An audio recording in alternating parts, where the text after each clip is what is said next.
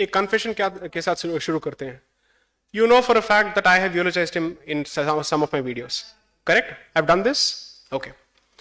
And I've also taken the position, much to the anger of a lot of people, about reservations also.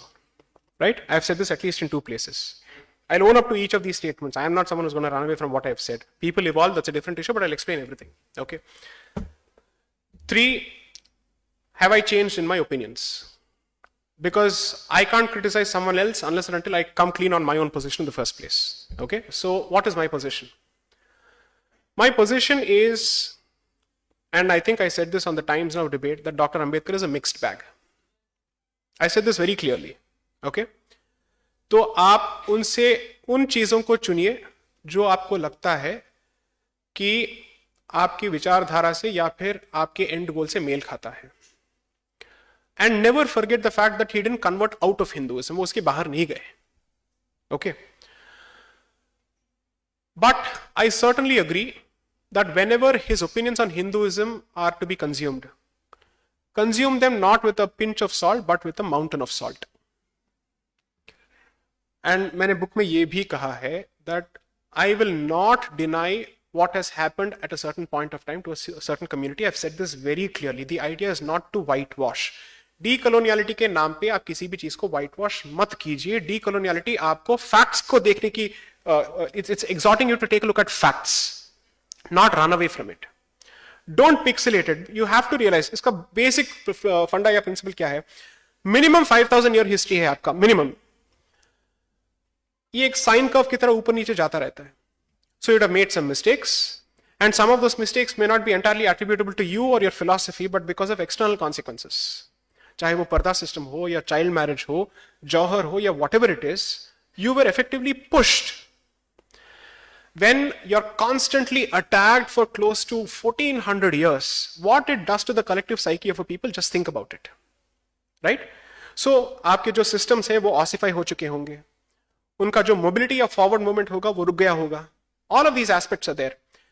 And therefore, there is a decent chance that Dr. Ambedkar was speaking from a significant degree of anger. हो सकता है, okay? Which is why I am saying, economics पे हो सकता है कि आप उनको थोड़ा और ज्यादा पढ़िए. Law पे maybe to some extent, okay?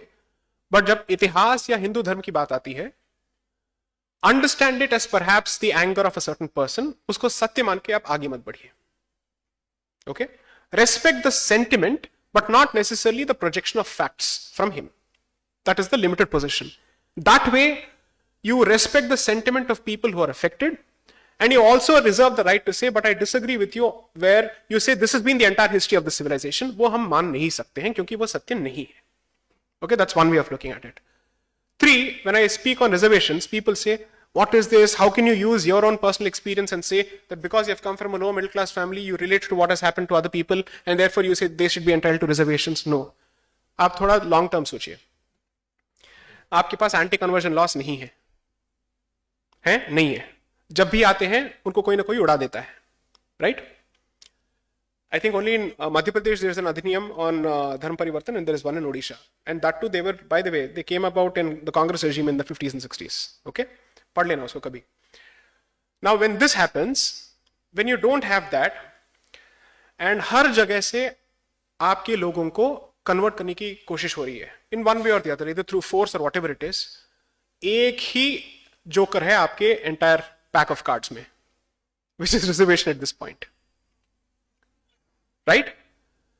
I would say the day when your institutions, your religious institutions, have the freedom to use their money to subsidize education of all these people who are affected, the need for a reservation perhaps may be obviated on its own. क्योंकि state ये कभी नहीं करेगा. Take this again, ये state कभी नहीं करेगा, कोई भी सरकार नहीं करेगी. Therefore, इसका response society से आना चाहिए, wherein you are in a position to offer alternatives to reservation. Therefore, as opposed to state-based affirmative action, can you have a society-based affirmative action where the society takes responsibility for this and says, मंदिरों का जो पैसा है, जो resource है, उसमें से 15 या 20% हम इसके लिए earmark करके रख देंगे. So वेद को भी पढ़ाएंगे, गौशाला भी चलाएंगे, और ये भी करेंगे किसी भी हालत में. And you treat this particular door or this slot as a revolving door, which means it's not necessary that the same community constantly benefits from this. If you think of, let's say, every society or every community moving in a certain direction, तो आज community X हो सकता है जो इसका beneficiary हो, कल कोई और हो सकता है, but within the Hindu fold, right? When you try and do that, you have solutions to offer. Now, what are we doing? We are taking a shot at this particular institution without offering a credible solution to the other real-time dangers that we have. That is where my entire position has come from. Okay, I'm not against merit. How can I be against merit, particularly when I know for a fact that the scope for merit is only shrinking further and further, pure merit.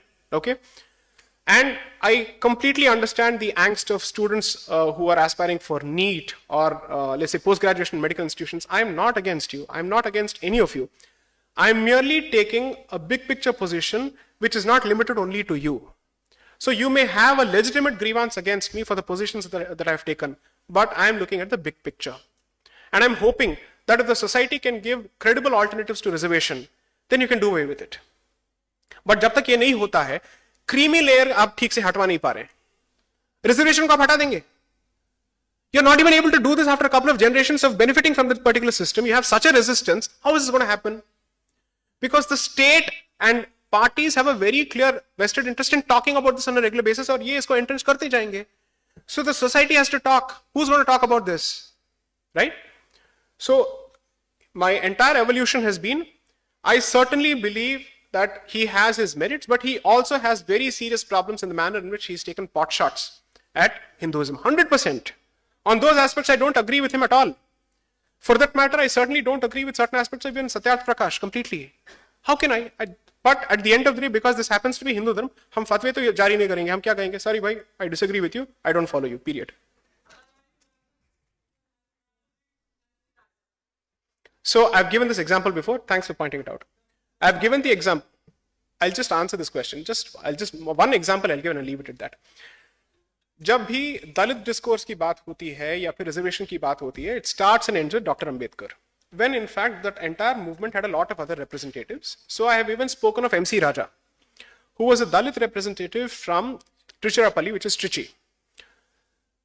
When he was given the offer to convert to Christianity by the missionaries, they approached him and others. He says, आपको क्या लगता है? हम धर्म परिवर्तन के लिए लड़ रहे हैं? नहीं, मैं हिंदू हूं और हिंदू ही मरूंगा. But my point is, मुझे भी, I want dignity. I want to be treated with dignity. And I'm not going to ask for the annihilation of the faith system of my ancestors. He says that very clearly. So you start with diversification of the Dalit discourse. You present all of those aspects. It was not a one-man movement at all under any circumstances. And considering the diversity in this country, the caste reality or the Varna reality of a particular part of Maharashtra cannot be the reality of the rest of the country. Everywhere it has changed. I'll give a straight-off example. Rabindranath Tagore comes from the Brahmin community of Bengal, but he was a landowning Brahmin. That could be equally said of, let's say, perhaps certain significant portions of Kerala Nambudris. But Tamil Brahmins have not been landowning. Telugu Brahmins have not been landowning. Kannada Brahmins have not been landowning. So the myth that land bhi inke haath mein hai, dharm bhi inke haath mein hai, all of these aspects, first of all, don't apply across the country. This is the diversity of this land. Ownership of land, ownership of resources, the power politics, or let's say the hierarchy, changes from place to place. The decentralization and diversification of this discourse is extremely important. When you do that, then you'll have greater arguments to present saying that जब इतने सारे तथ्य हैं और इतने सारे facts हैं, why are we fixating on one particular individual? I'm not saying ignore that individual. I'm certainly not going to say that. But I am saying और भी लोग थे और हैं आज भी. That's it.